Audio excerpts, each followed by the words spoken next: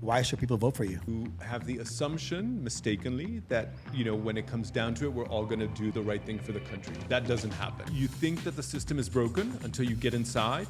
However broken you thought it was, it's 100 times worse. What do you think is the biggest problem right now that Aruba has, and what's your plan to resolve it? Right now, we have one of the highest tax burdens in the world, and I'm going to throw some shade at that right now. I feel like it came up numerous times where people were like, Sir Miguel Tabong, pero he's always fighting for like gay rights and all this good stuff. But you also see it in the campaigns. Fewer flags, fewer stickers. People are not invested in it.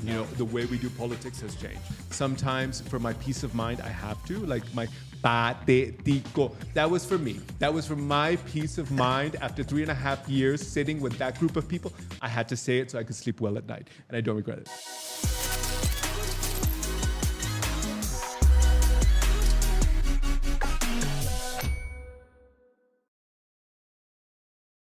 Hey, yo, what's up? Hola, ¿cómo estás? Usually look at the camera. Usually it's on this side. It's okay. I feel like you were looking this side. No, I'm looking at myself. I feel cute. How are you looking at it? There's no... I'm looking at myself. How? Like, like I'm looking at myself. At your shoulder. Yes, I'm looking at me like, ooh, look down. Okay, just making sure. I don't know, guys. It looked kind of weird. You were looking on this way, but I wasn't sure. Look at my shoulder. I'm sorry. Guys, welcome back to No Filter in Paradise, a show about anything and everything between two friends. One is straight and one is... The baddest black gay you will ever meet in your life. Are you sure? I am 100% sure of this. What's that guy's name? Andrew from... You see, you don't even know him. That's exactly what I mean. Prove my point. Guys, today is going to be a special episode. As you already know, campaign season has already started in Aruba. And you guys requested us, like, yo, y'all got to bring some politicians. So I'm like, fuck it, let's bring them. We're getting a lot of requests. I want to say it started off with Misha, but not really. Misha was like the one that... Well, the whole reason why we're here is, Kubiana Kai. Yeah. And I would like to say our guest today is probably our first guest that's going to get this snowball effect of politician on their show rolling. So just so you guys know, and I'm going to repeat this in every single episode, No Filter is not a political show. We're extremely neutral here. And we also want to make sure that the reason for the show is to bring out the personality of the politician. Does that make sense? Yeah. I feel like you want to add some shit to it. But we also want to ask them some tough ass motherfucking questions, because who the hell y'all think y'all at? Like, if you can't handle some questions between a little black gay boy and a white boy, then I don't think you're equipped and ready to run an island. True. That's just how I feel. True. So we bring in the hard question that most people don't want to ask. That's why Shark's here. I'm here to ask the nice questions from our fans. Pussy. I'm sorry. Well, I am. Listen, that guys, just came out. I'm sorry. It's okay. I am what I eat, so it's okay. It's okay. Okay, let's go. Let's go. Before we start the show, guys, we're trying to make it a little bit different. We want to add segments to the show, so we got some new sponsors, of course. I want to start with the first one. Oh, by the way, guys, we have guest Miguel Mansur today. Good evening. I just went straight to the fucking icebreaker. I didn't even introduce our guest. Oh, good. Miguel, welcome to the show. Thank you. I'm glad to be here. I love it that I'm finally on No Filter in Paradise. I know we're allowed to say swear words, which is nice because I'm usually a potty mouth. Yay! But I'm going to try and avoid that today since Let's we are not. in a political Listen, campaign. again, everybody curses. Like, so what's un politico hindi bisa para malo? We all do it. Evelyn does it. Like, come on. Clock that tea. It's true. I'm pretty sure behind closed doors, like, listen, on this show, everybody expresses who they really are in a good way. That's facts. Does that make sense? Yeah, it does. Okay, good. But, shit, I kind of lost it where I was going Okay, with we this. have an icebreaker. Yeah, I want to start off with some Segments. icebreakers. This icebreaker is brought to you by ProFrame. All right? Come through. I know, right? Guys, through. we got a new sponsor over here. If you're looking for some windows and doors, you already know where they got to go. Logo is right here, or this side. I don't know which side I'm going to put it, but it's somewhere over here. Shout out to ProFrame. So, these questions, very, very simple, very quick. What is your favorite place to go have dinner?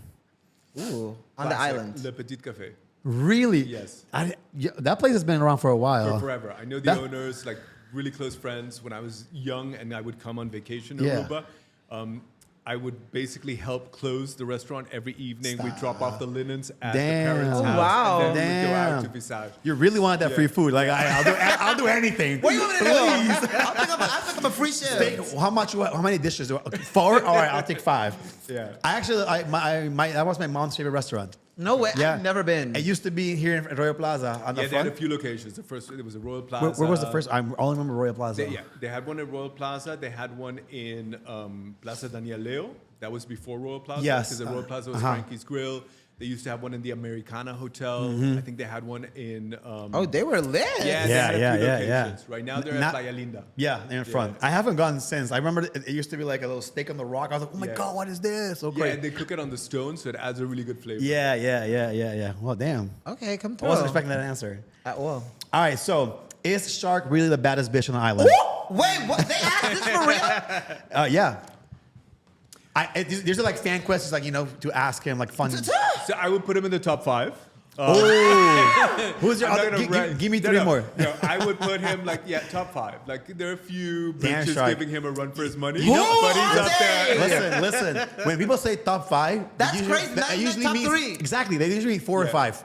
No. You're not even top 3. No, I would say he's in the top 3. Top 3. Ta-ta. Okay. I already know that, but it's whatever. That's All your right, all opinion. right. What is the most overrated place on Aruba? Ooh. You can just blame us for it if Okay. Boy, bye. The most overrated place on Aruba. Like, why do people still go there? Like, it's so crazy. Take your time. Baby Beach. I agree. It's been ruined. I Sorry. agree. It's true. Really? What? Yeah. Whoa, I wasn't expecting you to defend this. Like, go Baby crazy. Beach is nasty. I don't even Oh, like to but, go like, to Baby you go Beach to no Rogers. more. Now, because I remember Now, when I yeah. came back in 2020, I remember I did one video. I walked to the center of Baby Beach and I had my phone. Yeah. And I did a video round. It was totally empty.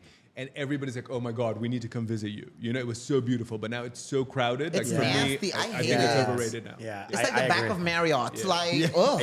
Yeah, I agree. Locals I agree. don't go there. What's the most underrated place in Aruba?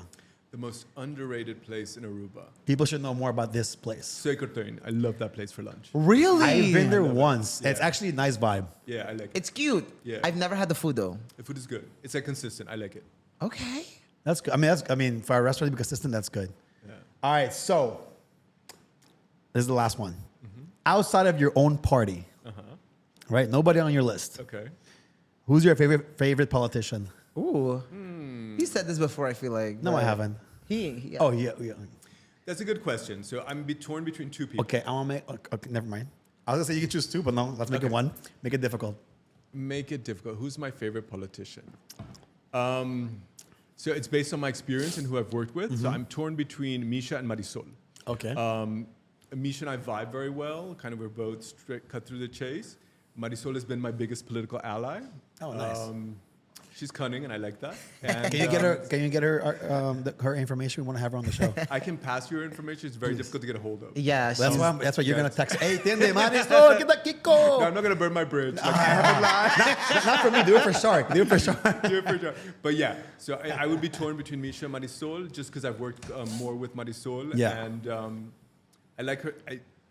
I love Misha, but I have more experience working with Marisol. Yeah, and she's good. She's You're fine. just repeating right. the same thing. Yeah, yeah. I don't know if you know Okay, this, okay. but I'm just Yeah. saying. All right. I'm all right. torn. I'm torn between the two. All right, that was our part for the little icebreaker. Shout out to Pro Frame for that sponsor. All right, so I'm gonna let Shark start us off because I have a bunch of questions. I don't know if you have questions that you received. I do have some questions. I'm gonna let you start with this if you want. Because I Ooh. do have, just so you know, guys, we do have like 2 new segments in the show. One is brought one is from Ahata and one is from Ata. We're gonna get from Ahata 2 questions Okay. that they send us to ask you. I'm gonna see how much Tisa loves me or not.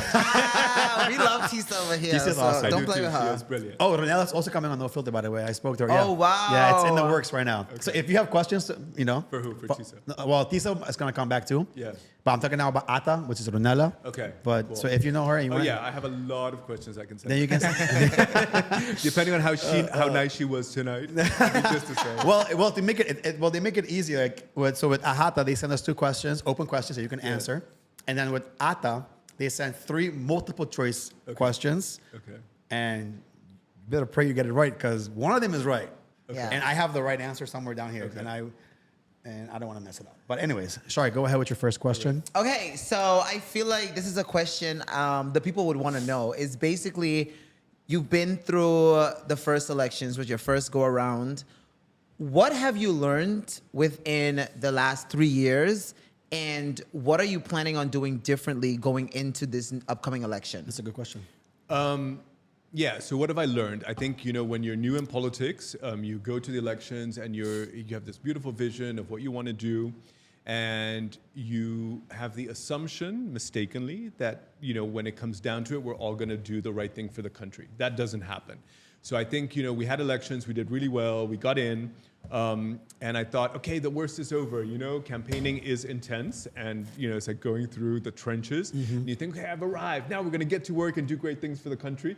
And you get there, and like the bigger struggle is once you're in there to actually push your agenda forward, get your laws passed. So what I will do differently is, I honestly believe in kind of that. I believe that the small parties have to work together. Really, we're in a battle for kind of our freedom. So long as we have a government that includes the two older traditional parties, we're not really free. They've dominated governance since the beginning. Each of them has a laundry list of issues that they haven't been able to address. So really, my participation or continued participation in politics is for us to get a government free of MEP and free of AVP. And for us to do that, we need, each of the independent parties, they have their unique selling points. But we have to band together. And what we saw after the last election is for one party to get two ministers as opposed to one, they kind of discounted the 19,575 people who voted for something different. I'm fearful. I want to stay hopeful. I'm fearful that that a situation like that might repeat itself because after elections, people get greedy. Everybody wants to become a minister. So I've learned a lot about politics. I've learned a lot about who is in politics, who you work with, how to work with. Different parties, different people. You have a different strategy to get, what you need, whether it's a vote, whether it's a signature, whether it's support for your law. So I'm more experienced. And I also kind of, you think that the system is broken until you get inside. And however broken you thought it was, it's 100 times worse. Jesus. So it's kind of, you also have to find ways to sustain the hope for something different, that we can actually do change. And that's something I didn't expect I'd have to work on. So that's how I would answer the question. So Before you continue, because I know this was going to happen with follow-up questions. Okay. So I do want to mention, one, let's limit the follow-up questions because we have a lot of questions to go through. Okay. Okay. Two, we want to keep it as less political answers. That was a good answer. Yes. But what I mean is let's not go 10 minutes on one question. Let's cut it down to 5, All right, so you guys snap. I'm Not not gonna, too long. Yeah. I'm gonna have him. Hey, yo, calma, cool. No, but I just wanted to bring that up before we continue because I know how this shit goes. We start and then we're just talking. And this is how you can see I can change. Because if you had interviewed me 4 years ago, it was very concise, very direct, and now kind of I'm a seasoned politician. So you open your mouth and it just flows. Yeah. It's not a good It sign. does. But It really does. go ahead with your Go follow-up. ahead. I forgot. I just want to this one follow-up question. What you just said. You said once you get in there, you realize all the difficult hurdles to get your thing through. What is that hurdle you're talking about? What makes it difficult? So let me give you an example. I always assume that when it comes down to it, everybody in there would do what's right for the country. That we would put the national interest first. It's not like that. We put people put partisan interest first. So you might have a good law. Yeah. But they'll think, oh, well, if we support this law, Miguel's going to have a legislative victory, so we're going to block it. Or the opposition might come with a good motion or a good amendment, and they said, no, we can't give the opposition a victory. So in the last 3.5 years, every single motion and amendment from the opposition has been rejected by the coalition. Every single one. That's so the only crazy. person that's gotten 2 motions across is Aquanet, and those were 2 motions for police drumi, the speed bumps. Yeah. That's the only thing that's been accepted from the opposition. So it's a little bit disheartening. So Go ahead. let me ask you this. Do you feel like egos won't take over if, for instance, we get a coalition of just the smaller parties? Do you feel like that is sustainable? Like it will last 4 years, gobierno de Becay, and none of this. Do you see that feasible? Like is it Well, possible? it has to work because let me put it this way. As the smaller independent parties, we have a responsibility to not only break the status quo, but also we're burdened with we have to make it work. People are not going to continue voting differently if that different vote is not going to bring results. So we're still recovering from some of the damage that's happened in the last 3.5 years. So this time around, the kind of the pressure is on even higher to perform, to make sure that voting differently is going to bring a different results. So I hope myself and all the other small party leaders or independent party leaders, I don't like using the word small, people haven't voted yet, we don't know what the results are going to be, but I hope that people appreciate the burden that we carry. It's a burden, and maybe burden is not the right word. We have an acute responsibility to deliver so that people know that politics can be done differently and that voting differently can bring different results. I agree. Especially if you have someone like you say, if you have the smaller parties all come together and, go in government, I feel like the way they think, you guys think. Okay, but I mean, we've also seen it in government, kind of, let's say, right now we're in a situation where you have all of the small parties cooperating with each other because government has fallen. Yeah. It's so easy. Yeah. It is so easy. And they're easier to work with because they don't have these hidden agendas. They don't have these partisan interests like, we have to think about, because decades of legacy. Because and, you're all suffering through the same thing. Like we're all going through the same mud. Generally, the smaller part, we don't have the political baggage that the larger parties do. Yeah. We don't. So we're more free to kind of actually Tackle execute the our unpopular vision and our opinions. plans. Yeah. So but let's say that this happens. All smaller parties unite. Let's say there's 3 parties, coalition, right? Right. And what would happen if like MAP and AFP, they become parliament and be like, all right, let's return the favor. We'd be free. That's what would happen. We would be free. But like if you guys wanted to pass like something, wouldn't they vote against you? Well, I mean, for the small parties to Independence. constitute a government, Yeah. you would need 11 seats divided between the smaller parties. Demographically, it's a smaller chance this election. In 2029, we're going to have over 50% of things, yeah. so it becomes more secure then. This election is really unpredictable, so it Yeah. could happen this election. So if you have a majority in parliament, you can get anything through. You can already see it in the last 2 elections. Like it's slowly, like the big parties are slowly going down, and But you also see it in the campaigns. Fewer flags, fewer stickers. People Yeah. are not invested in it. No. The way we do politics has changed. Our campaigning has changed, and you can see that people have changed. agreed. Now I'm gonna segue a little because guys, these questions are not like in order, so we're jumping back and forth like a fucking ping pong ball. But what do you think is the biggest problem right now that Aruba has, and what's your plan to resolve it? The biggest problem we have is the cost of living. So it's basically become unaffordable for the locals. And in the end, a government is supposed to administer the country for the benefit of the locals. We want to create a place that's nice to live, that people also want to come visit. Of course. We don't want to create a playground for visitors that's impossible for the locals to live in. So cost of living is the biggest issue. We're going to tackle it with a fiscal reform. Fiscal reform is we're going to redesign our tax system and how government finances itself so that right now we have a system of cumulative taxes. We want to transition to more indirect taxation, and that's not cumulative, so a value-added tax. I like how he gets it. Short answers. Like we're not sitting here for 10 minutes. All right, you got something? No, I'm good. All right. We have a lot of questions. No, we do, apparently, we so do. I'm not trying to ask no follow-ups now. Shit. No, but if you want to, you're more than welcome. But sometimes you go like 5 follow-ups. Like damn, shark. Like it's No, it's all good. It's all good. no. But so, what is your opinion on? Because obviously, talking about like cost of living, housing, super expensive. Everybody wants to be a fucking realtor now. Sorry, I'm cursing, but I'm not sorry. But everybody wants to become a real estate agent, and I feel like they just took, change the currency to dollars. People can't even afford homes anymore. What's your opinion on people, non-residents, buying up land, buying up houses like crazy, and they don't even live here? So what's your opinion on that? And do you have a way of like, not solving, but like controlling that problem? Yeah. So in our constitution, we're not allowed to discriminate based on national origin. Of So course. I've heard some people call out, let's ban foreigners from buying property. Without changing the constitution, we can't do that. What we can do, and what I've seen on other islands, like in the Bahamas, for example, essentially what you're talking about is a vacation rental industry. Correct, yeah. So we've seen a lot of over 5,000 units have been taken out of the housing market, whether for sale or for rental, and is now in the tourism industry. So for vacation properties, that so far is unregulated. We have to regulate that.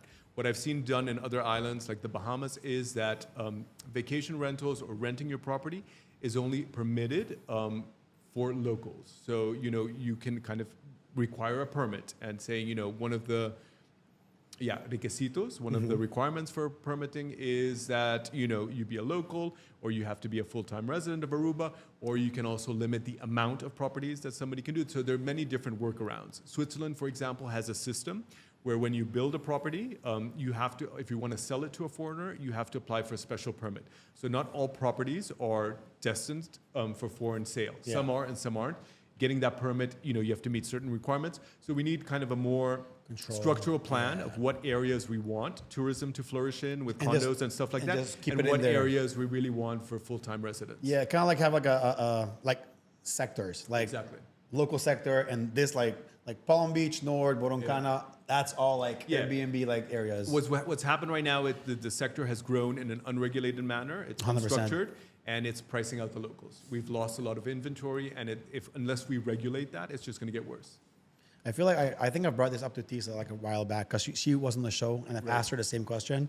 I feel like if you want to make it harder for a foreigner to buy, just like if you're gonna be a foreigner and you want to buy a house and do like real estate or Airbnb or whatever, just give them a different tax. Kind of like, all right, if you want to buy this, locals, if you want to rent your house, fine, 5%. But if you're a foreigner, like 12, 13%. Make them think like, fuck, do I really want to invest in Aruba? Do you think that's a good idea? No, Or? I don't think that's allowed. I'm only throwing out random shit. Not there random. are different ways. I think the way to regulate it really is to designate it, which properties are allowed, and kind of I think we should introduce restrictions on who's allowed to do vacation rentals and also the quantities. Yeah. Right now we have a situation where the capacity of the vacation rentals, so houses and condos, is almost as much as the hotels. That's I think great. it's 20,000 passengers or visitors can be accommodated in vacation rentals a night. Damn. And I think hotels are 22, 23,000. So they're almost 50-50. And vacation rentals maybe between 58 and 70% and don't pay any tax. And they're completely unregulated. So right now we have a situation that's completely out of control. Wow. Regulation is sensible. I think that regulation does have to take place in conversation with the stakeholders, people who live off the industry. Yeah. I don't want to restrict it that it can't continue to flourish. Because the thing is as well, because of that successful sector, it's helped construction. Yeah. It's helped building real estates and stuff like that. So we just need regulation that kind of is connected to where we want to go as an island. Right now we're just flying blind. Yeah, it's like, all right, you can have a house, you got a house, you got a house.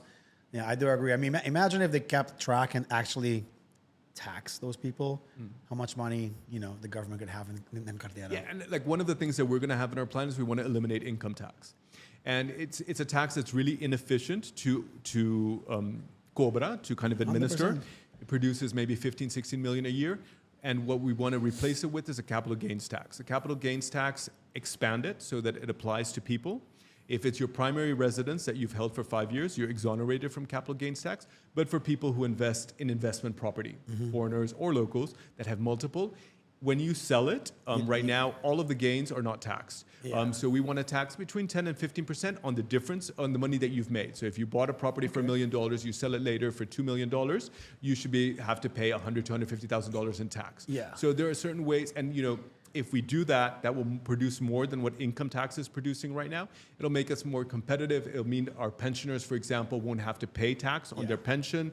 Most people that have income tax won't have to pay taxes. we want to. Our challenge as a country is to widen our tax base whilst we make the economy more competitive. Yeah. And right now we have one of the highest tax burdens in the world. Damn right. It's extremely How progressive, and it's high is it? failed at producing a more equitable distribution of income. So we need to try something different. There are more modern and efficient tax models, and that's what we're going to be detailing in our party program. Damn. You got something?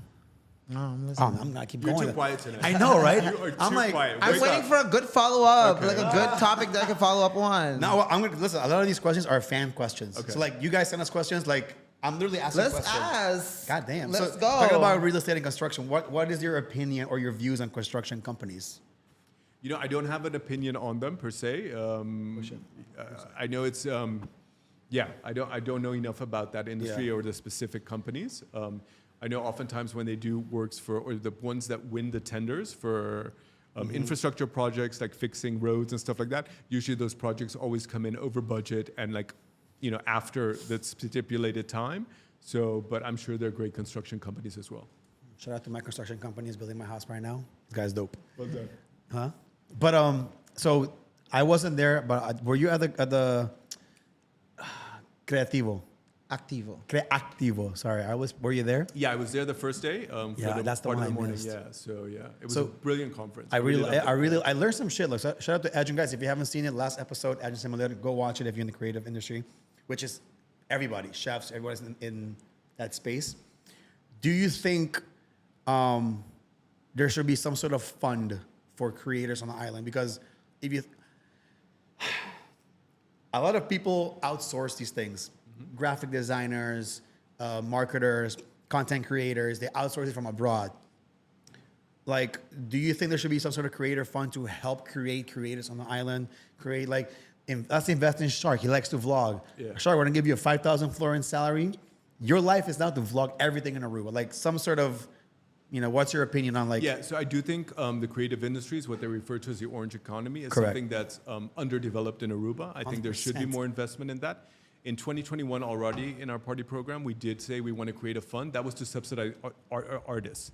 It's a concept. We'll be bringing it back to subsidize 15 artists with a living wage, and then that the art that they create becomes patrimonio nacional, so national property. Excuse me.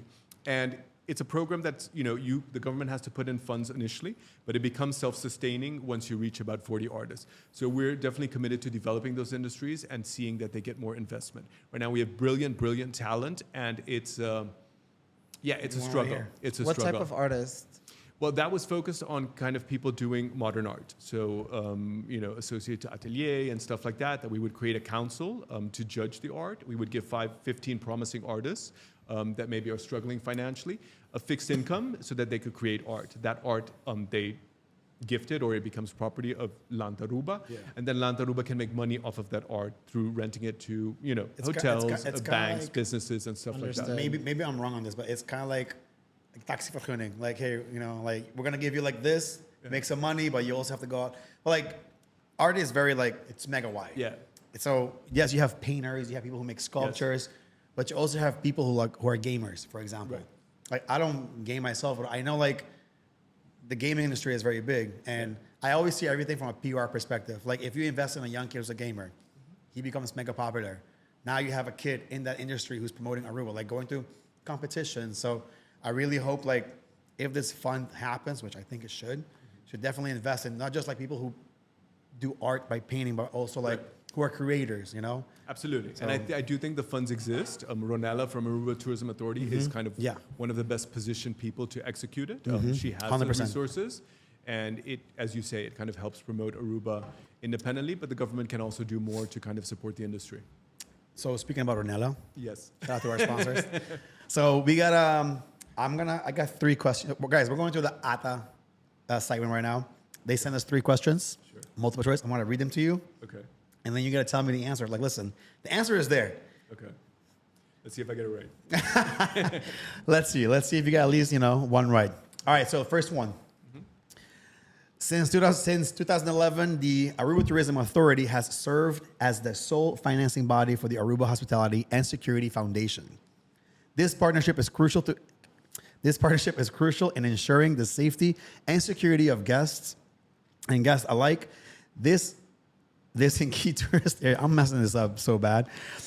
As part of the ongoing efforts to enhance safety measures, a special force was launched in December of 2023. This force patrols several beach areas, including the popular Palm Beach area. What is the name of the special force launched through the AH and SF in December of 2023 to patrol several beach areas? Is it A, Beach Safety Patrol Aruba, B, Hospitality Security Task Force, C, Tourism Security Patrol Aruba, or D, Aruba Coastal Protection Unit? I have no idea, to be honest, but I am going to go with A. That's the wrong answer, guys. Come on. It's actually C, the Tourism Security Patrol Aruba. Okay. So they gave me an explanation. Tourism security. No, they gave me like it's also like to educate the people of what's happening, because I just learned this today. As I'm reading, I'm like learning this too. As did I. There you go. We're all learning today. So a little explanation behind the Tourism Security Patrol. The Tourism Security Patrol Aruba was launched in December of 2023 to enhance the safety measures for guests and ensure a secure environment in the popular beach areas. Since its launch, it has further expanded this year. The Central Bank of Aruba monitors and registers tourism receipts as part of its role in compiling and reporting this data. Tourism receipts encompass both pre-trip and on-trip expeditors and international visitors. Guys, we're all learning something today. I just learned something today. And I just want to say it is important to kind of guarantee the security of our visitors, because that's one of the main reasons why they choose Aruba. Yeah. That is normally the authority of the police forces to guarantee our 100%. security. So it's interesting that ATA finds it necessary to bring I agree. additional resources. I even like when I used to work in Palm Beach area, like every day I get like, hey, I don't see any cop cars. Like there's never any cop. So now they have these guys like walking around on their bikes and like the I've seen them. So like, all right, cool. People see them like, okay, I feel safe because it's security. This next question, I'm gonna let Shark handle it. Okay. Here you go, Shark. You can just it's literally right there. You can read it because this is the first time I'm talking so much on this show. It's usually Yeah, I don't know what's wrong with Shark I today. know. Are you feeling okay? Just this one? this one right here, the one I showed you. Okay, so Aruba continues to be a popular destination for guests traveling from the United States. But do you know which U.S. markets are the top sources of travelers to the island? Which are the top 3 markets within the U.S. for Aruba? Is it A, New York, Florida, California, B, Florida, Texas, New Jersey, C, New York, New Jersey, Florida, or D, New York, Massachusetts, and New Jersey? This one, I do know the answer. It is D. New York, New Jersey, and Massachusetts. Most of our tourists come from the Northeast. Okay, you're actually very much correct. Okay, so it says here, these 3 markets consistently lead in the number of guests traveling to Aruba, fueling the island's tourism sector and helping maintain strong connections between Aruba and the U.S. Hey. Her. So I'm one down. Yeah, one. Let's see. So like last one. But how you guys make this long paragraphs? I'm like, I thought it's gonna be like a They question. need to be more concise. Yeah. No, but Get to it. they want to give an explanation, you know? Yeah, no, it's good. So, damn. All right, this is the last one. In 2025, the Aruba Tourism Authority is set to embark on a strategic mission to ensure the long-term sustainability of the island's tourism as part of... I'm running out of breath here. I got to breathe. Okay. As part of this vision, ATA will focus on mitigating over-tourism and promoting regenerative tourism, a concept that goes beyond just minimizing harm. Regenerative tourism aims to leave destination better than found through mindful, responsible travel that enriches local communities and preserves natural environments. Now, what is Aruba's strategy for mitigating over-tourism and promoting regenerative tourism in 2025? This is the first time I'm hearing about this. But I'm happy because this is the problem, and I'm happy they're tackling it. Is it A, increasing guest arrivals? Is it A, increasing guest arrivals by 20%? B, attracting high-value guests who align with responsible tourism principles? C, focusing solely on luxury tourism? Or D, encouraging mass tourism to boost economic growth? I'm going to say B. They kind of pursue a high-value, low-impact model. And I'm going to throw some shade at ATA right now. Because let me put it this way. We are in an ecological crisis. And ATA has known that we're over capacity since 2019. There was an Aruba Tourism Authority capacity report, which either they hid voluntarily or the minister made them hit it. And they're really good at doing presentations. We're moving over to sustainable tourism and stuff like that. But we really haven't seen action or results. So I think, I'm glad that they're moving in this direction now in 2024 for the year 2025. But they've known this has been an issue since 2019. And we haven't seen enough action and results on this issue. So it's time to redouble the efforts. Clock that tea. You better believe I'm going to clip this part, and when Ronella comes on board, like, Ronella, what's your response? Ronella's an expert. She has an answer for everything. No, we actually have. God, but the answer, he's right. Answer is B, attracting high-value guests who align with the responsible tourism principles. All right, so when this explanation, this strategy will stabilize guest arrivals while ensuring that those who visit contribute positively to the economy, culture, and environment. So Yeah. you got 2 out of 3. Good job. Yes. Except for that shade. Guys, it was him. It wasn't us, okay? Yeah, It was- 100%. They know this. Well done, ATA. No, Don't- listen. don't- ATA is a great team. They're It very is. professional. I think, they don't always have an easy job because they know what they have to do, and then you have pressure from the minister. But again, because I'm aware, and we've actually leaked the 2019, 2018 capacity report, I'm like, okay, what have you guys done the last 5 years? Yeah. It's one thing to kind of promote a high value, low impact model. It's another thing to actually execute it. Yeah. Okay. All right, so let's ask this question. Do you feel like you are capable to become the prime minister? Like, capable to become Prime Minister of Aruba. It's not my aim to become Prime Minister of Aruba. I definitely think I've seen the past Prime Minister, so I do definitely think I have the intellectual capacity to do it, the stamina to do it. I don't know if Aruba's ready for an LGBT Prime Minister, but yeah, I think I have the capacity to it, but that's not my goal. I have a very specific economic and financial plan which I want to execute that being Prime Minister wouldn't give me necessarily the opportunity to do that. so what goal are you going? Like, where do you want to go? Like, what is? So, we go to elections for parliament. So obviously the first goal is to be re-elected to parliament. And if we have, enough support for that, we get there. This time around, we were last time as well, but I think right now, after a period in parliament, we're better prepared for considering joining a possible coalition. So if we join a possible coalition, our focus would be the Ministry of Finance. All right, We I would get consider that. economics, but finance, yeah. I mess with that. I mess with that. Okay. Now, let me just ask you this real quick. I'm sorry. Don't be sorry. I'm happy you're finally No, talking. let me just ask you this. Days come alive. So, I know. Shut the fuck up. Shut up. But so you've always been one to be known as like very much mouthy. Okay. Oh, really? I feel like you've kind of like. I like to proved- call it being real, but you can No, refer to it's whatever. Like, call it what you need to. But I feel like you've already made a name in the game as, hey, fucking Miguel, you gonna find out. You know what I mean? right. Do you feel like that is still something that you will continue? Because we always talk about, oh, we're so over the new age politics with everybody insulting each other before they can talk about like The actual problem. what is Yeah. actually going on. So I feel like you kind of also contribute to that, Right. because you be throwing shade and doing all this extra Yeah. stuff. So is that something you're gonna continue? So I'll put it this way. With me, I want to be a politician that what you see is what you get. If I'm angry, you're going to know I'm angry. If I, think something, I'm going to share it. Yes, I'm kind of, let's say, an outspoken one, and I've definitely partaken in the, let's call it shade throwing. But I'm also the member of parliament that's done the most. I've introduced 3 initiatives of law, which is the most of any member of parliament in the history of Aruba. I've asked 776 questions to the ministers, which is the most of any member of parliament in the history of Aruba. I've, presented 11 amendments, cooperated in over 30 motions. So it's not just the talk, we've actually walked the walk. And not only have I kind of set a record for this period in parliament, but for the existence of our country. So I'm going to claim that. And I do think, so I often get, and it's kind of mixed reviews always when, the level of parliament sinks. And especially people in education don't want to see it. I honestly think it's unnecessary. And I hope, and it's not where we need to be in the level, but if we look back in history, this is the best it's ever been. So let's be clear about that. So we're heading in the right direction, but we're not there yet. The truth is, we're sat in parliament with 21 members, okay?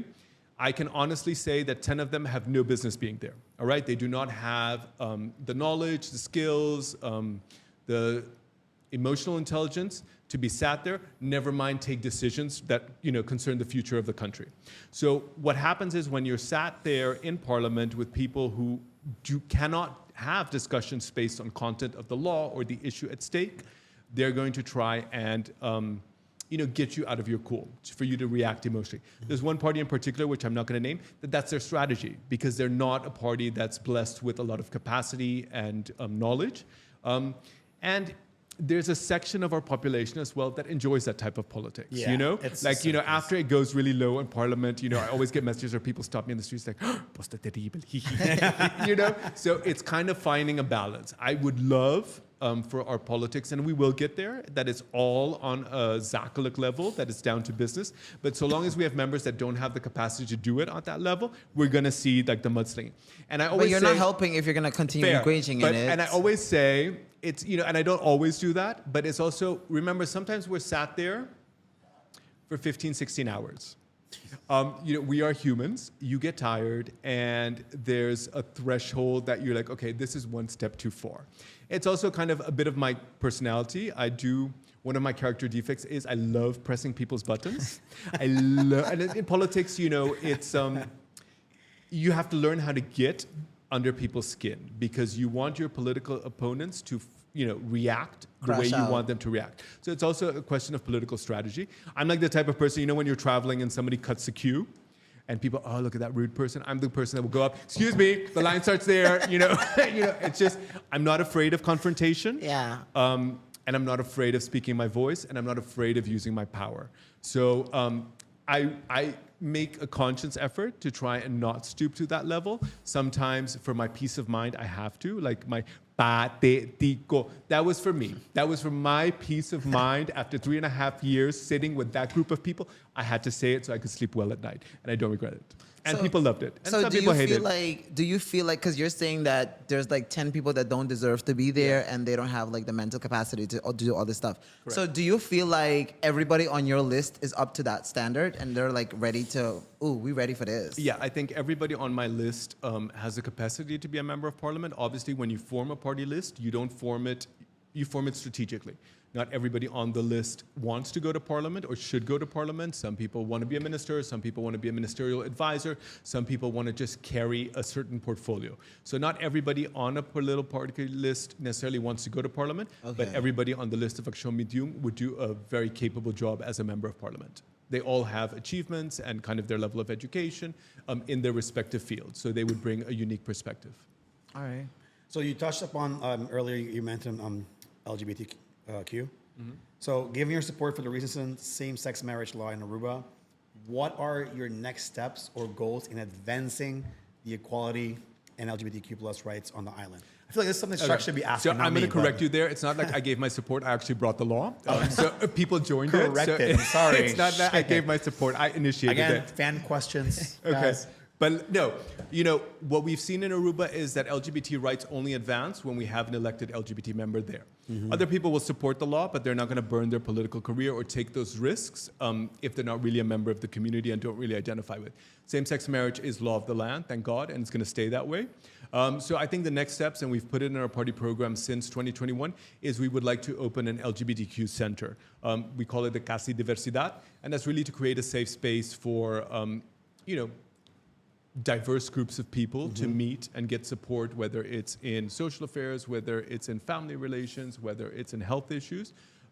We've seen that in major cities, and I think that's lacking here. We don't really have a community space. So go ahead. On this, do you feel like, because this is something I feel like it came up numerous times where people were like, Sir Miguel Tabong, pero he's always fighting for like gay rights and all this good stuff. He doesn't talk about anything else. So like, yes, what is like your response to that? So I get that often. I've come with 3 laws. One of them was same-sex marriage. The other one was ouderschapsverlof. And the next one is electoral reform law. Because same-sex marriage was so contentious, it's the one that got the most attention. And, there's always a political narrative that different parties, and especially your political opponents, do. And that's one of the political narratives that, my political opponents want to advance, that I'm only focused on LGBT issues. When I went to campaign, during the 2021 campaign, I said there are 4 things that I want to achieve. The first one is fiscal reform. I didn't get to government, so I can't execute, a redesign of our tax system from opposition. Second one was equality. I introduced a same-sex marriage law as promised. The third one was, I'm forgetting now what I campaigned with, was open government. We wanted to see, the entire budget of Aruba, of how Pueblo su placa, make it public? Make it transparent, yeah. Okay. Anonymizer, so you don't see like the name of a person, but you see the function. Yeah. Now, I'm not in government, so I can't impose that. So that's another thing. And the fourth thing I wanted to do was reform electoral laws. That one, I just introduced a law, I think last week. So the things that I've been able to do and that I campaigned about last time, I've introduced a law, and even things that I didn't campaign about, I've introduced a law because I want new parents to have more time with their newborn, for example. And I don't want it to be restricted that they have to be married to enjoy that for love. So, we've done a lot more. I do recognize that because of the contentiousness of same-sex marriage, it's the one that got the most attention. And there are kind of political narratives from opponents that want to paint me as, that sole issue candidate. That has never been the case. My main issue and my main focus has always been economic reform and financial reform and stable finances. Her. Nice. Well, I know you've brought this up a few times when it comes to having people abroad vote. Why do you think that is important? So I want to say over 140 countries in the world offer their citizens overseas the right to vote. So it's not a novelty. I think it's important because oftentimes expatriates, they still have family connections here. Many of them get a pension here, so they're still paying taxes here. Many of them have property here, so they're still paying grondbelasting. A lot of them are students that intend to come back here. So they have a stake in the future governance of the country. Yeah. And I think it's important to give them the right of vote, like most countries in the world now do. We're one of the exceptions that don't. And I think it would help our politics as well because oftentimes they have a more objective view. There are a lot of young, talented Arubans, with incredible degrees, doing fantastically well overseas that think, you know what, I would like to go back one day and kind of, raise my family there. But I need a government that works and is kind of making sure that there are great career opportunities, that salaries are comparable, that there are other incentives to come back. If they have a vote, they have a voice, and they can use that power in ensuring that that takes place. Yeah, sometimes they want to come back, but they can't because it's so, sorry, but fucked up over here. Like, I'm going to stay in Holland, I'm going to stay in the U.S. Yeah. So if they can have a word like, hey, we need to vote for X. That would flip the switch, though. That would really flip shit. If that happens, all those small parties, they're not going to be small parties anymore. Yeah. No, not only that, and people think, oh, well, it's not, Arubans living abroad, it's not like here that you get a stambillet automatically. You will have to register. So you will have to express an interest in wanting to vote in Aruba. Okay. There might be a lot of them say, I don't care, I'm not going back, or whatever. Yeah. So it's unlike here where everybody who's registered at saying so gets a stambillet. There, like it is for Dutch people, you would have to register and express a desire to want to vote. Once you're registered, you stay in the kiesdersregister until you deregister. But yeah, you have to show an interest and kind of register. It's not automatically that you'll get a stambillet. So it will weed out people that have no interest in voting in Aruba. Yeah. Damn. So go ahead. No, go. I want to ask you this. Sure. So a lot of the times we notice people campaign with things that they probably can't change. You just said you also campaigned with certain things, but you're not in certain positions to make them happen. So do you feel like it's smart to continue campaigning with things that you don't even know if you would be able to change them or not? Like, it's like kind of like fake campaigning. I wouldn't call it fake campaigning. As in fake promises? I mean, you're saying like, okay, when I get elected, I'm going to do this. This is going to happen, and I'm going to do that. Okay. So you campaigned so that you're victorious in the elections. And in our system, we don't elect the ministers directly, something we also want to change. So you campaign based on the assumption that you get into power. And if you look at the last 4 campaign promises that I made, 2 of them have been accomplished, and 2 of them I was unable to do because I was sat in opposition. Were I in government, I would have been able to do them. So, people don't want to hear. You can't campaign, okay, well, if I get to opposition, I can do this and stuff like that. When you're campaigning, you're explaining your vision. And hopefully, if you do a good job in your party program, you're going to have a credible plan of execution. We've delivered on what we've kind of promised. I think people understand that, if you're not in government, you don't have executive power, so you can't reform the tax system. I don't think it was a mistake to campaign that I'm for it and explain what I wanted to do because, voters know, well, Miguel has managed to, he brought the same-sex marriage law. He brought the electoral reform law. I really love his tax plan. So if he gets into government, he's probably going to deliver, just like he did on his other 2 promises. So I don't think so. I think campaigning is really sharing your vision. I think it's the voter's job to test that vision and see if that person or that party has a credible plan of execution to make it a reality. Like, ask questions. Because people Miguel say, great, vota pavo. And then say, okay, pero ¿cómo debe hacer? Like, ask them, if they're coming to your house, ask them, okay, pero boté un plan, si me explicabo, then you're like, all right, this guy, or this girl has a plan. Gilbert also had a plan, so. Stop it. I'm really nice. Shark. Just saying. But it's a constant debate of I recently saw where you were actually talking about you want pedophiles to die, lynch people and all this stuff. Don't start defamation. So let's talk about it. So this was in our party program as well. So what we did say, and it was in our party program in 2021, we want convicted pedophiles to undergo chemical castration as a condition of being released into society. Chemical castration is not death. Oh, I was like, wait, Yeah, what is that? so chemical castration, and it's not permanent and it's not irreversible. Following the example of the state of California, you can get convicted for, they made it a condition. If you're going to be reintegrated into society, I think, I don't know, I think the assumptions is right now that people, pedophiles, for example, have, there are arguments that say that it might not be a choice, that their brain works in that way. So if you're not able to change that, as a society, our most important responsibility is to protect the innocent. So for you to be reintegrated safely back into society, we would like you to kind of, undergo voluntary chemical castration, which means that in the case of a man, he wouldn't be able to get aroused. And people said, oh, but he can still use his fingers and stuff like that. But it's also, not only does it kind of affect your sexual performance, it also You don't get horny, basically. it diminishes your hormones. They use it as well for people who have types of cancer. They do chemical castration to reduce levels of testosterone. So it's a medical treatment that is used in other parts of the world. We're coming from the perspective that child abuse is out of control on this island. Crazy. Even the changes that we've made to our legal system have not done the job. There was a recent case, I don't know if you guys saw it. No. This father raped his 5-year-old daughter. How? And like, no, this is the best part. And he gets sentenced to 9 years in jail. Okay, that's my problem. Okay, Why the maximum penalty in the Dutch kingdom is cadena perpetua, so lifelong. And I think the guidelines for child sexual abuse is about 25 years, and the judges here are, they're too chill. They're giving him 9 years. That is unacceptable. So in our party program, we have a plan to address that, how to kind of make the courts work, raad van toezicht and stuff like that. I'll go into details in the plan. But in the end, I think the convicted sex offenders, when they're let out into society, the incidence of reoffending is very high. And that's an unacceptable risk for me as a politician and for our party. So we want to ensure that we've used every tool available to protect the innocent, and hence the chemical castration. But we're not killing anybody.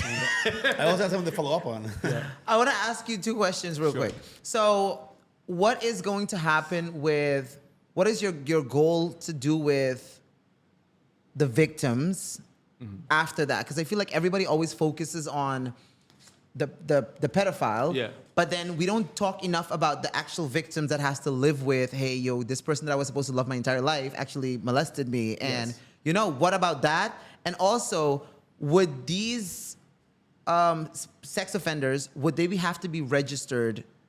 That you can also see, like, hey, I'm going to live in this neighborhood. Next to me, there's a registered sex offender. Or is that, because I know it was not part of our law that you're not allowed to privacy and all that good stuff. The registered sex offender is, it's an American law. It works in the United States.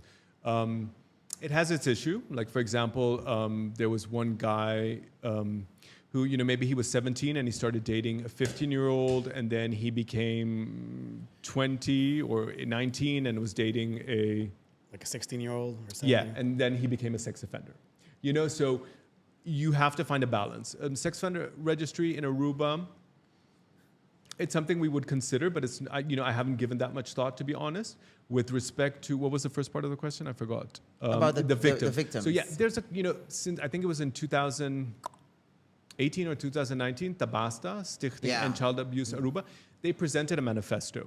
With really good points. And you have to address the victim, but also the victim's families. Imagine you're in a loving relationship and then you find out that your partner has sexually molested you. It's like the whole family needs care. Everybody. And, there was a plan at one point. There are 22 points that have to be executed for us to create, I guess, the support network necessary. I'm still waiting for the minister to come execute any one of those 22 points. Which minister is this? Family Justice Center was supposed to open the beginning of January 2022. That was in the budget of Land Aruba. That's what he put in his ministerial budget. Same thing he put in the 2023 budget. Raad van Advies called him out on it. It's like, you've copy-pasted, but like, we're now in 2023 and it still hasn't opened. And guess what? We're going to go to elections and it hasn't opened yet. And when he defined it, his definition, Family Justice Center as a centrale meldpunt. So a point that you can arrive and you have voogdijraad, you have medical professionals. You remember this. Kinderpsychologs. I think they have gotten a forensic arts, because when it's a child, for example, before they can speak, it's through play and certain areas that they can determine abuse. Really what we need so that we get more more convictions is we need a whole kind of network that can really build up the cases. But we also need judges that are going to apply the law.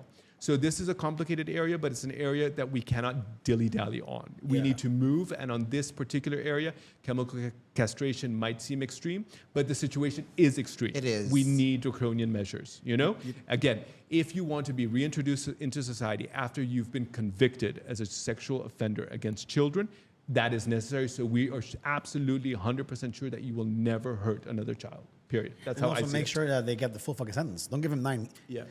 I go to the Chinese, I look at the newspaper, cuatro años. I'm like, what? Yeah. Nah, man, that's I crazy. feel like we're getting to a point where it's like It's we're almost getting normal. immune to it. Yeah, yeah, it's like getting it's normal. okay. But Here's it's another not one. acceptable. It's not. It's acceptable. crazy. The problem is out of control. It's severe. It's acute, and we need acute responses. So I'm gonna have a question following that, but so you just met the whole thing about Rokachon. Yeah. Do you think, because we're actually filming with him this week. Yeah. So I'm gonna bring this part up, and you're gonna have to write down the whole question. So for let me me, 'cause present- I'm gonna forget. I like it when they do debates because politicians are very good at thinking, no, he'll tell you, yes, the Dilly-dally. Family Justice Center is actually operating already. And then you can say, well, in the budget, you said it's a centrale meldpunt. Where is the centrale meldpunt? Yeah. No, pa sobre yung parti takinang, parti. They were supposed to go into the old building of Socializaken, so politicians are very good at providing BS and skirting around issues. Yeah. Rogachon has been a complete useless as a minister. So yeah, that's my opinion of No, him. that's not I good. haven't seen any gains. I've seen some pet projects. Oh, I'm going to build a new police station and kind of sell that as a gain. But as a minister, he's been completely useless. Damn. So back on the, you know, I was gonna use a word rape, but no. But like the whole situation with like minors and stuff. Like imagine, because the question I'm trying to lean into is abortion. Let's say something happens, girl gets pregnant. What are your views on abortion? So we already put it in our party program. Like abortion is a tricky issue. I think it's one of the most difficult decisions that a woman has to make. But I think it's a decision that she should make on her own, Yeah. with her creator, in consultation with her family. But it's her body. It's her choice. The truth is abortion is illegal right now in Aruba. In practical matters, it does take place. AZV pays for them. Certain doctors, they book it as a curettage. So abortions are taking place in Aruba. AZV is paying for many of them. As a party, we think it's a decision that, you know, it's the woman and her creator have to make on their own. I don't think government should have a role in that. So you're basically saying like you're okay with legalizing it or decriminalizing it. Absolutely. It was in Okay. our party program already in 2021. Okay, yeah, because I think like, imagine like if you get raped by someone and then you have to carry that kid. It's outrageous. I don't know. I don't understand how can people love that kid. The kid's gonna be a reminder of that person. That I know a lot of. So I know a it's- few it's people that they're crazy. rape babies. Yeah, and I mean, like again, it's not a big issue because it's already happening. It's not, you know, it's not. Our laws don't reflect the reality, but again, we stand firm that it's a woman's choice. Yeah. So before I forget, I'm gonna jump into our last segment, which is Ahata segment, because I was like, oh my god, I almost forgot. So Ahata sends us with every politician. They're gonna send us 2 questions. They're like, you know, open questions. You can answer however you want. The first question is, how would your government help solve the labor shortage that exists in all economic sectors? So we've actually tried to. You getting nervous? I don't know why. Tisa. So we have a couple of issues when we talk about labor shortage. Accion21, with the support of the Raiz Fractie, we introduced a motion to regularize the undocumented population. AVP supported that. It didn't pass because MEP voted against it, Herlin Cruz voted against it, and Raison Santos and Cemento voted against it. So 11 votes were against the regularization of the undocumented population. We wanted to regularize them, so give them temporary permits based on conditions, based on they have a certificado de buena conducta, they're under a certain age, limits on family reunification. So we would have kind of made use of all the labor force that we have here already. The undocumented population is large, and it's a big distortion of our economy, and it hurts our poorest people, the people kind of are most disadvantaged or most vulnerable people, are most affected by the undocumented population because low income earners cannot compete with somebody willing to work for under minimum wage. So that needs to be addressed, and the government has kind of like, you know, they stuck their head in the sand on this issue. So that's one. Basically, we have to resolve. And there are people that, no, we can't take any more people. The truth is as well, Aruba is overpopulated. Yeah. So it's about finding a balance, and that's why we said, okay, we're going to limit, you know, family reunification and stuff like that. But step one is to regularize the undocumented population, which we've already tried to do and will do again if we're reelected. And then, with respect to Tisa's questions, the hotels have to start raising wages as well. Point blank. When you have a labor shortage, what happens economically is that the wages come up, and then as the wages come up, people that are not in the labor market right now will think, okay, for that price, I'm actually going to go work. In tandem with that, if we do not have enough people locally, we need a DEMAS that operates. So our system of handing permits has to operate, and we need a structural plan. This is the size of Aruba's population now. This is where we need it to be. We're overpopulated. We've destroyed 90% of our nature, so that has to kind of weigh heavily. But the truth is as well, after 2030, we're not going to have enough workers to support the pension age population. So we will need to continue to require immigrants for, if we're going to be able to save the pension funds and be able to take care of our elderly. So it's balancing these difficult issues, and then you kind of want to think, do we want to go to a high value, low impact model on immigration as well? Instead of, importing low wage workers, how about bringing kind of, digital nomads, talents that are going to produce more in tax revenue and stuff like that. So what's missing right now is a structural plan. Yeah. But to be specific, regularize the undocumented population, streamline immigration services, and also, hold tight so the hotels raise wages so more people enter the thing. So the hotels also have the ability, they make lots of money, they can also raise wages to make it more attractive for people to go work in hospitality. I do agree with raising the wages, because I feel like even I work in the nightlife bar industry. Oh, we're going to give you minimum loan because you make the difference in tips. Great, it's true. Yeah. But when I go to a bank, get a loan, we don't see your tip as income. So how am I going to get a loan to build a house? Yeah, you make 10,000 florins a month, but the bank only see you make 1,800 florins a month. So how are you going to get, loans and all that stuff? So the second question that I send is, what is your position on completion of Landspakket reforms of Aruba? I'm sure you're going to love this question. Yes, so it's a good question. I love the Landspakket. We've always been in favor of it. So we're in favor, and we would work very hard to execute what, the remaining Landspakket. The Landspakket does expire in 2027, and what we see is postponement till a future agenda. And this government is trying to run out time. After 2027, there's no more Landspakket. You can extend it for 2 years. They've shown no interest in wanting to do that. So basically, they're just buying time not to have to carry out any difficult reforms. We would approach that differently. We would kind of execute the Landspakket with vigor, because it is a restructuring of our economy, our government, to work more efficiently and to make us more resilient against future shocks, external shocks. And it's in the interest. Nobody thus far who's opposed to Landspakket, I always hear, no, it's Holland trying to impose on us. I'm like, okay, great. But show me what part of the Landspakket are you actually opposed to? Show me something in it that's damaging to Aruba and its future well-being, and nobody has an answer to that because it's not. It's some of the reforms are things that people don't want to execute politically because it might be unpopular, but all of them are in the country's interest, so I would execute them with vigor. Nice. Well, shout out to Ahata for the questions, guys. If you guys have, she's gonna text you. Why are you gonna say that? Yeah, I think she loves me a little bit more than Ronetta. Oh my God! Now, guys, well, I got some more questions. Do you have some stuff you want to ask? Yeah, no, go ahead. No, guys, we also have. I've also posted Joffrey Weber, who's gonna come on as well. These people have questions. Has he come on? Yeah. Okay. Actually, we were supposed to record with him yesterday, but we're recording with him tomorrow morning. Okay. And then we have Rakachon after him too. So we have a good lineup right now, which is super exciting, guys. By the way, if you're watching this, go on our Instagram page. We already posted who's confirmed and who's gonna come. So if you see someone you like, please send us the questions. This show is about asking your question and some of our questions. But yeah, my next question is going to be something you posted today, actually, is the sewage system. So Aruba sewage system faces significant challenges in managing waste. What specific solution or improvements do you propose to address the issue and ensure a sustainable future for waste management on the island? Okay, so, nobody has to invent the wheel. The solution is there. We need a new plant at Waste ID. So this is a good example of government incompetence, okay? Because in 2021, we sat there. We knew we needed 60 million guilders for a new plant at Edwardsy. No mystery. Okay, we didn't have the financing because we were recovering from COVID, blah, blah, blah. In 2023, Aruba had a budget of 1.5 billion, but they couldn't find 60 million for a new plant.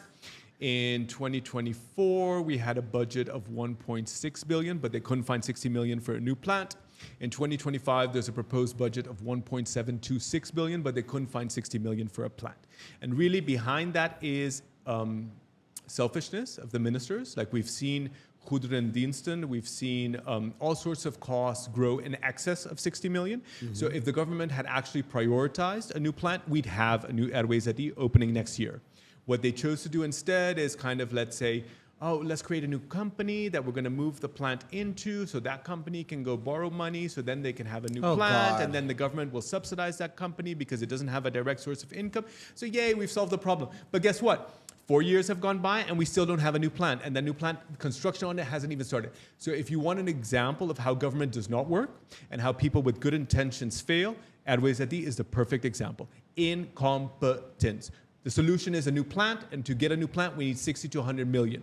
And nobody can tell me in a budget of over 1.7 billion, you can't find the money for the biggest threat to our environmental well-being, our tourism and stuff like that. I don't get it. And there's I just 3 don't hotels understand. coming. How are you going to... If I was sat in Ministrat, I would have pulled everybody by the hair until I got 60 million for my plant. So I don't want Ministry of Infrastructure. I feel like but let me put it this way. I'm also good at pressing buttons, as you can If see. I was in this last government, like, believe me, we would have a plant right now. Not this wishy-washy, oh, we've created a new company and that's going to solve the problem. No, solving the problem is a new plant. The new plant should be opening next year and they haven't even started construction. Who's running this new company? Utilities. Okay. Yeah. I'm just trying to see. I always check, like, who's at the top? Yeah. But I think, if I remember correctly, Ursel said in the last episode that he said this has been a problem for like 20 years. Yeah, I think he said, oh, it's Holland doesn't want to approve the financing. It's not Holland doesn't want to approve the financing. Because of financial drama in the past, we can't do PPP projects. But again, if you have a budget of 1.5 to 1.7 billion, and you've raised your expenses by over 200 million, and those expenses, you know, if it's interest, okay, you have to pay that. You don't have a choice. Yeah. But they've raised the expenses of goederendiensten over 60 million. So instead of like raising your ministerial department's expenses, take 60 million, put it towards a new plant, and just raise your expenses by 15 million. So I don't buy those excuses. It is basically gross incompetence that we don't have a new plant ready to open next year. That's crazy. I don't know how we're going to handle the extra hotels. Have you poop everywhere. Yeah. All right, so I want to end it over here. Our last question is going to be, why should people vote for you? Why should people vote That's your for camera me? right there. Okay. That's a good question. I think it's a great question. I think people should vote for me because I've delivered. I've been the most effective member of parliament, even though it was my first time. I've introduced the most law initiatives. I've asked the most questions to ministers. I've collaborated on tons of motions and amendments. So we haven't just talked the talk, we've actually walked the walk. Yeah. I think nobody has fought harder and will continue to fight harder for equal rights for everyone. And I think I bring a certain different type of politics. Accion21 under my leadership has been positioned as what we call a disruptor. You know, we shake up the system in order to try and change it. We don't have much evidence that, oh, being nice politics has actually worked in actually instituting change. So we're trying a different approach. So I think Accion21 and me specifically, we're very unique in politics. And I think some people resonate with that. So we got a lot of support last time. I was the 5th vote getter of Aruba. Let's go. I hope to climb a little bit higher. So I need your help in that. All right, Miguel, I want to say thank you for coming on the show as our first politician to start this whole snowball effect. If you're a politician and if you haven't hit us up, go on our DMs, send us a message. You want to be on the show. We'll figure it out. We have a few spots left. With that, we want to wish you the best. Thank you.